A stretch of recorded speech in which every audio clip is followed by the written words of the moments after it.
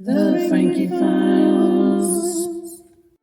If you would like information on cults in the news, please join my new Substack, frankietees.substack.com. The Frankie Files podcast is researched, written, recorded, and edited by me, Frankie Tues.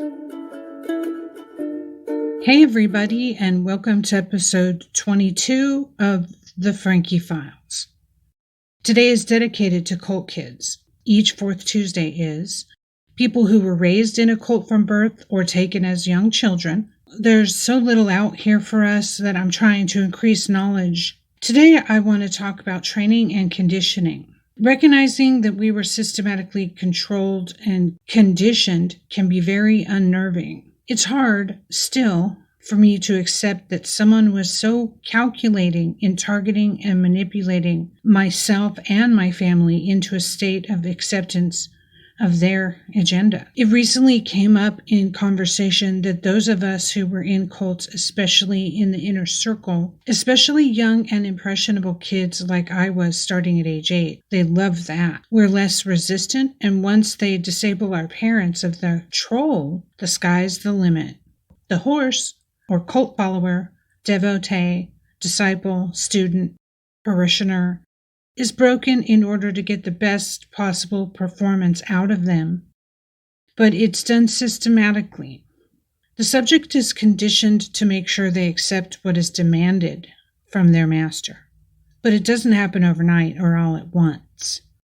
It takes time for the cult leader, religious leader, dominant, charismatic leader to get their training complete. So today I found an article on how to break a horse. Yeah, I'm going there. It's way too applicable. I'm going to read to you from this article from horseridinghq.com, How to Break a Horse for Riding, and point out what are somewhat obvious similarities to how we were broken in a church or high demand group, creating submissive and accepting behavior toward our masters. How did they do that? Well, in essence, we are all animals. Humans are animals too, with more ability than a horse to think, but we are animals which are programmable. It is known. And I think you may, cult kids, get a chuckle or maybe some aha moments out of this analogy. I know I did. So here we go. Every time I say horse, you drink. No, just kidding. Every time I say horse, I want you to substitute the word horse with human. Every time I say the word rider, substitute leader or master. The leaders we encountered when our parents took us to a cult were thinking in terms just such as I am about to read to you. They were thinking in terms of conditioning a human in order to get the best experience of us that they could, in order to use us as willing subjects and make sure they coerce us in the right direction. The similarities are uncanny here. You'll see. The connection between horse and rider is just something exceptional. But it still doesn't happen automatically. Not every horse is conditioned to allow you to ride him, and some may acquire a lot of practice until they're able to saddle. If you're searching for a way to break a horse, here are a few practical techniques and steps you could take to get it done. The most significant distinction between a horse that is ridden all the time versus one who declines to ride is typically only a question of familiarity. A young horse, of course, won't be as accustomed to the thought of having a rider on his back.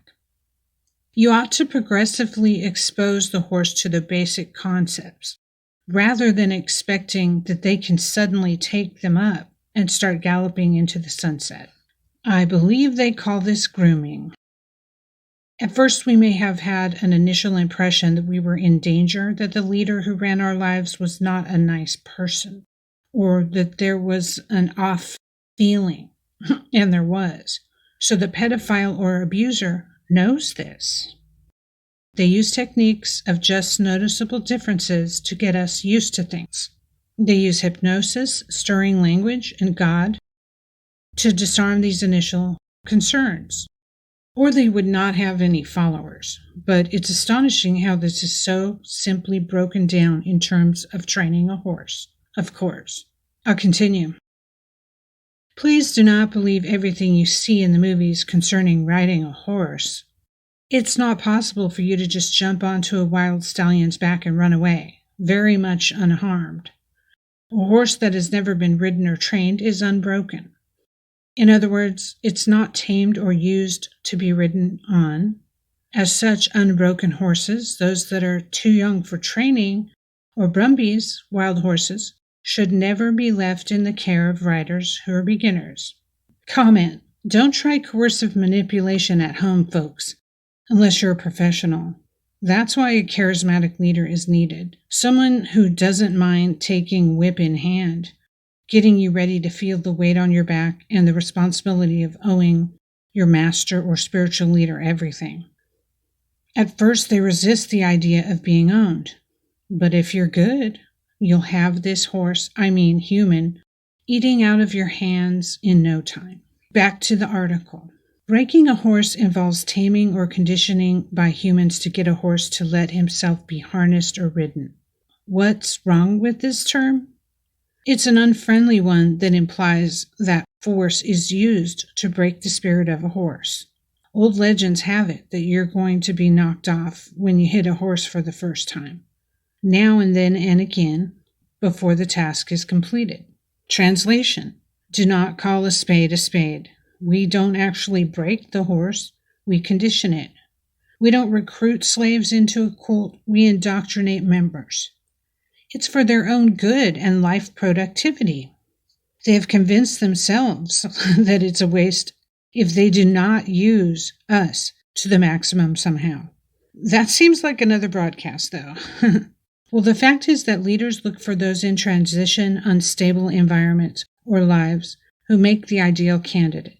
They can't just go around conditioning every wild horse who's been conditioned that they have to carry people on their backs. That's too high a risk of exposing the psycho they are, the type of person who sees every person as simply a resource to be used. Continued. A well-broken horse, however, means that the horse has been conditioned, is capable of executing responsibilities. Breaking a horse for the first time, you'll need patience, strategy, knowledge, and time to build on trust. Most experts prefer to break a horse in a round pen, but otherwise enclosed space like an arena or small paddock can help secure the free-spirited equine in place. Comment: I believe they call this milieu control. The cult leader or manipulator must have an isolated environment where no other horses can have an influence on the subject he wants to break. The routine and suggestibility must be completely limited to gain control over subject. Back to the article. Gain trust by building a relationship. Comment: do you remember the first time you looked into the eyes of your spiritual master or leader? I do. There was a gaze given that was mesmerizing. Over time after that, I remember more consistent time was spent between us to gain my trust. The slavery and family separation didn't just happen all at once, folks. Let's continue. When you want to break a horse, the first thing you must do is establish a level of trust with the horse, because the horse needs to feel safe and relaxed in his environment and with the people who will be working with him. You do this by approaching the horse or moving towards it. However, the key here is to know when to retreat or back off. You must understand that it's in the horse's instinct to get fearful when you approach. Translation: in other words, the cult kid isn't going to trust you. They know you have an ulterior motive, intent to domesticate them into subservience, so approach slowly so they don't get spooked. Pressure and release. Consider this a negative reinforcement, for instance, a leash on a dog. Encourage and guide the animal using the leash and release it when it does the right thing or moves into the right direction. It is crucial to remember that you should raise the pressure in the most sustainable manner imaginable. Note, my perspective, Translating this to us cultists, the illusion of choice must be maintained even when your choices are being taken away. To give an illusion to the subject or disciple that this is all free will and choice, not that they are being conditioned or pigeonholed into choosing the thing the master wanted all along. Often hypnotism and preaching, song and environment such as smells is used to accomplish this stage, and is often repeated for the new indoctrination. You're listening to The Frankie Files, frankiefilespodcast.com. Back to the article. You can also release when the response is going how you intended. Note that it must be timed perfectly. Release to the maximum when the answer is mentally and physically correct. Let's relate to this horse. Maybe he or she doesn't want to join you in the trailer. Don't pressure the horse. Instead, hang on to the cord. Slowly relax the hold to acknowledge any effort. Relax absolutely until the objective is completed. Nevertheless, whatever the variation of this strategy you want, the principle remains the same. The pressure motivates the animal. However, it benefits from the release. Note, it can be hard to look and accept that opportunist leaders did things exactly like this. I look back now and see the absolute conniving that went into making my family separation happen. It was deliberate and not overnight. But once they sold my sister and I the lies, we literally would no longer listen to our parent. Very underhanded stuff. Back to training horses. Reward orientation. Science has shown that horses are intelligent. When you break a horse, think of your breed as a 4-year-old boy, because scientists believe they have the same brain power. Comment. Even horse trainers know that this training can be used on humans, and it is used every day by cult leaders, political groups, religious leaders, and more. People are a resource, as Negan says in The Walking Dead. And when a family walks into a cult, the leader sees nothing but future resources. They launch a plan to obtain what they want. And it's very much a step-by-step process for them. In other words, your horse will perform basic tasks and, much like a child, react with consequences or rewards. When your kid does the right thing, you owe your kid a new gift or sweet, don't you? Rewards are among the most straightforward approaches to break a horse. Comment. Rewards that we were given as disciples for being true believers and renouncing friends or family may include love, verbal support from the master, or new promotions in the food chain at the church, or initiations. Rewards are a trick to get more trust from the horse, aka us humans, being indoctrinated at a church or demanding group. Now the dilemma is, what kind of incentive will a horse take into account? One thing you ought to learn is that it doesn't have to be food. Besides, animal specialists encourage the use of safety measures when providing treats to horses. You'd have to study your horse to understand what he wants. Sometimes, horses tend to want any of the following: mingling with another horse, a munch on carrots or apples, taking a break in the pasture, getting groomed or praised. It may be even as necessary as removing the negative reinforcement.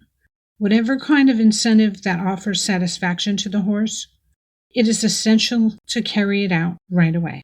It's normal for horses to be afraid, yet how often does your horse get scared? Desensitization shows the horse how to get used to what they're scared of.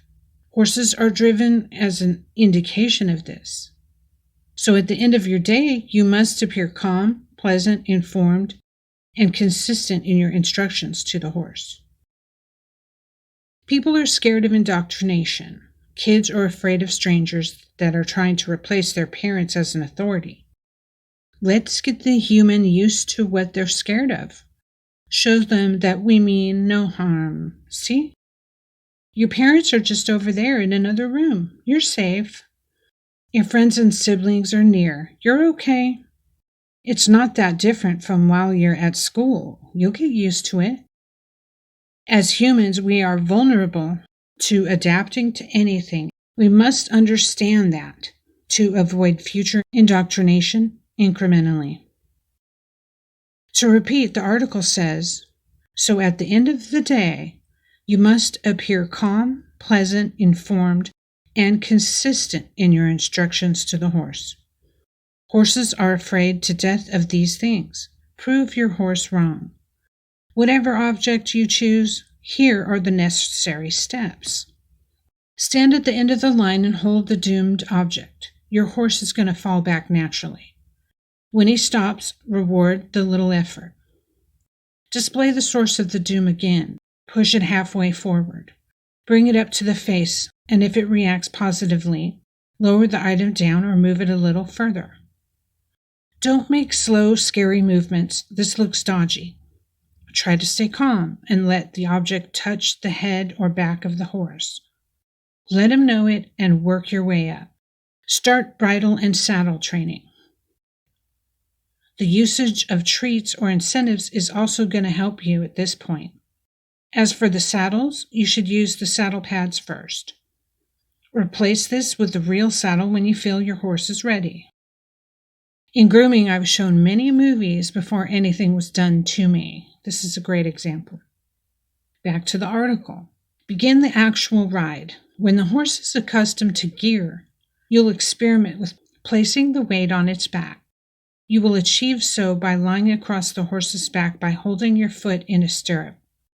When he's okay with that, carry on swinging your leg over and sitting on its back.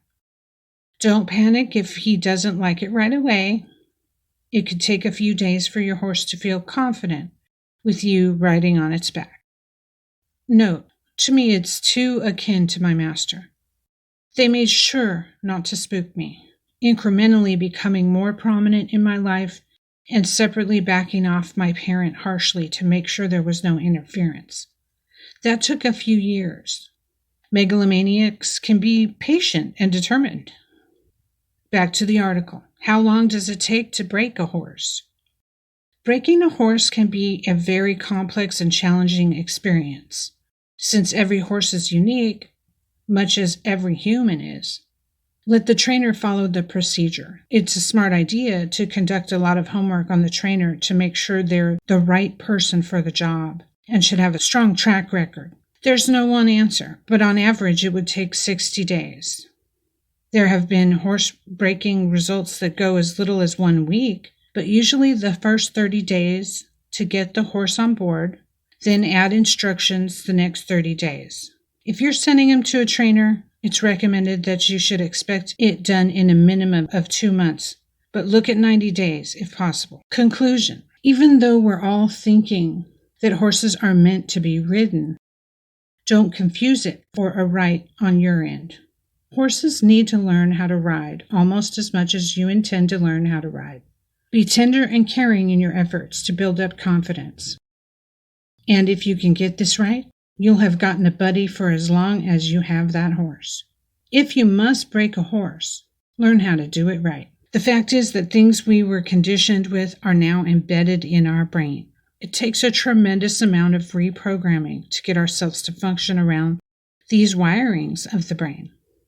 The messages our brains were programmed with by a religious cult leader or self-help leader, or even political leaders, if it's a constant, are in the brain now. Smells, sounds, clothing, sex, language all played parts of getting us indoctrinated. The good news? You can reprogram yourself just like others have programmed you in the past. But have you decided what you want in there to replace the nonsense your mind was filled with in the past? That's important. I notice some people go right to another religion to reprogram themselves. It's handy and convenient.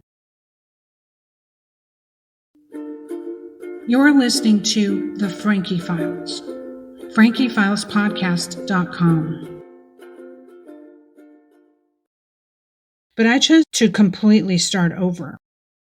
Even then, I was tricked into following paths that were familiar.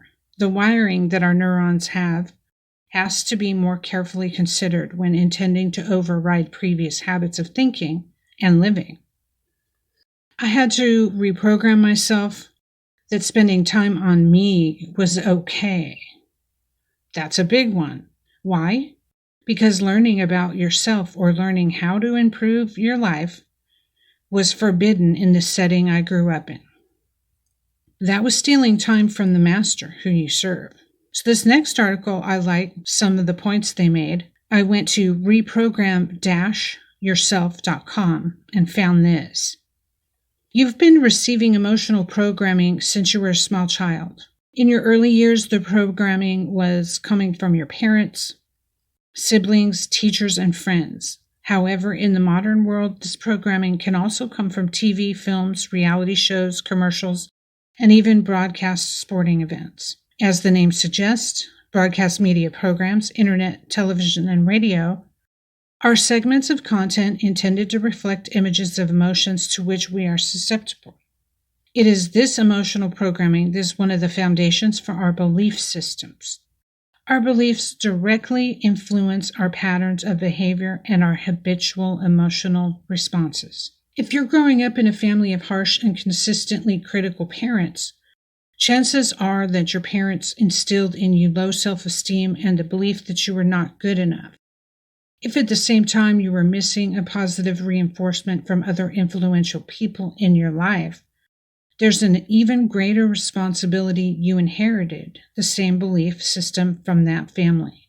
We all learn by example, and what we learn is eventually absorbed into our personality. The challenge with the programs that we all run on is that they are operating at both a conscious and unconscious level. Some of our conscious beliefs are not in alignment with the unconscious beliefs. In fact, they actually contradict one another. What's the fastest way to recognize if you have contradicting beliefs? If your outcome is exactly the opposite of what your desires are. That's a good point. Reprogram-yourself.com was where I got that one. Here's some more from wikihow.com.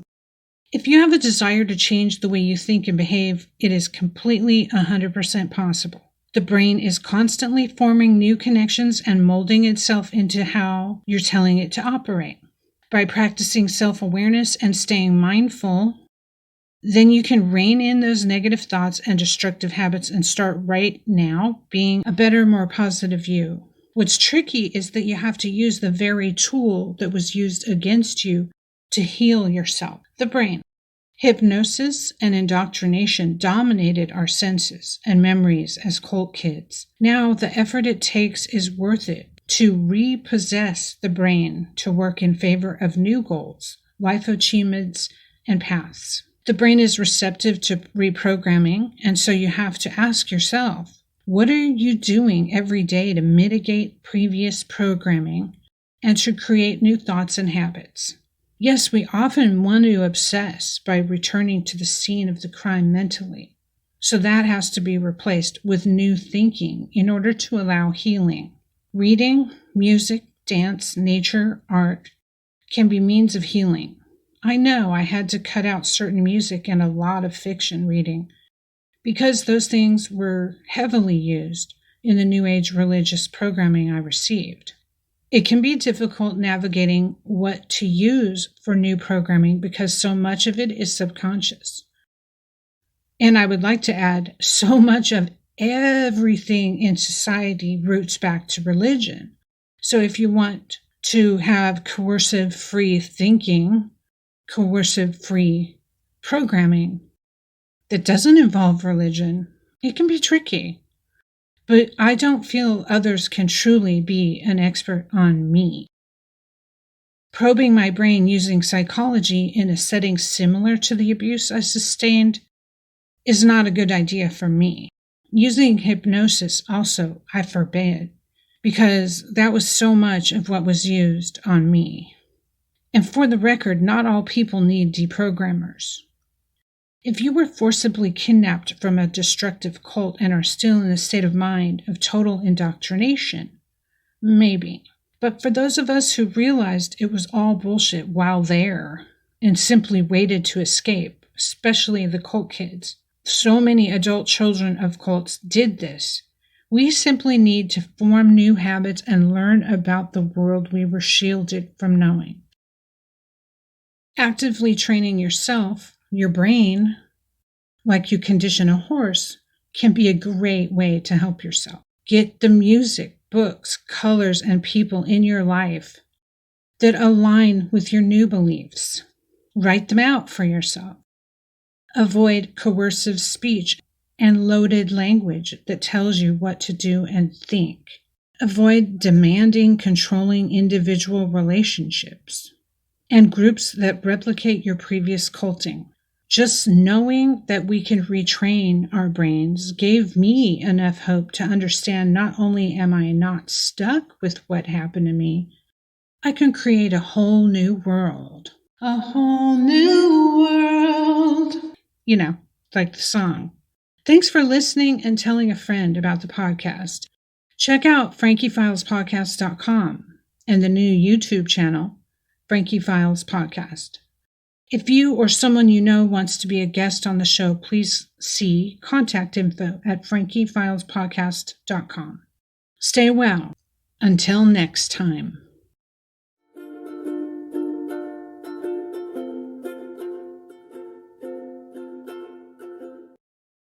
If you're feeling down and no one's there to actually talk to, there is someone to talk to.